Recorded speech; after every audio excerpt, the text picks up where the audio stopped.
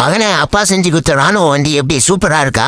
ஆமாம்பா, ரொம்ப சூப்பரா இருக்குது இந்த வண்டி. என்ன வண்டியை வச்சுன்னு நம்ம இந்த ஊர் ஃபுல்லா எங்க வேணாலும் போலாம் போல இருக்குது. டேய் ஆரஞ்சுக்கே, அப்போ நம்ம சீனா போடுறீங்க அத்தை வண்டி வச்சுன்னு இப்ப ஏத்த ரொம்ப ராங் வண்டியை. அப்பா ஆசையா செஞ்சு கொடுத்த ராணுவ வண்டியா இந்த சீட்டா மண்டியை வச்சானேடா. டே மானே, நீ கவலைப்படாத, அது வெறும் அத்தை வண்டி தான். அப்பா உனக்காக ஒரு புது வண்டியை ரெடி பண்ணி கொடுக்குறேன்டா சூப்பரா. டே மானே, அப்படிதான் அந்த சுத்தியில வச்சு இந்த பழைய ராணுவ வண்டியை உடைடா. மகனே, இப்ப நம்ம கட்டிங் மிஷினை வச்சு இந்த பழைய ராணுவ வண்டியை நல்லா கட் பண்ணிடலாம்டா. இந்த வண்டியில இருக்கிற பழைய பார்ட்ஸ் எல்லாம் மொத்தத்தையும் நம்ம கட் பண்ணிட்டு புது பார்ட்ஸ் எல்லாம் ரெடி பண்ணி இந்த வண்டியை நம்ம சூப்பரா மாத்தலாம். இந்த இன்ஜினும் பார்க்க பழசா இருக்கு, இதையும் நம்ம மாத்திக்கலாம். இப்போ நம்ம கிட்ட இருக்கிற மெட்டல் ஷீட் எல்லாம் நல்லா கட் பண்ணி இந்த வண்டியில எங்கெங்கெல்லாம் துரு பிடிச்சிருக்கோ அங்கெல்லாம் சூப்பரா நம்ம வெல்டிங் பண்ணிடலாம். நம்ம நினைச்ச மாதிரி எல்லாத்தையும் ஃபிட் பண்ணியாச்சு, இப்ப வெல்டிங் பண்ணிடலாம். இப்போ நம்மளுடைய வண்டியை சூப்பரா ரெடி பண்ணியாச்சு, கடைசியா பெயிண்ட் அடிச்சா போதும். மக்களே, எங்க அப்பா ரெடி பண்ணி கொடுத்த புது ராணுவ வண்டி எப்படி சூப்பரா இருக்கா?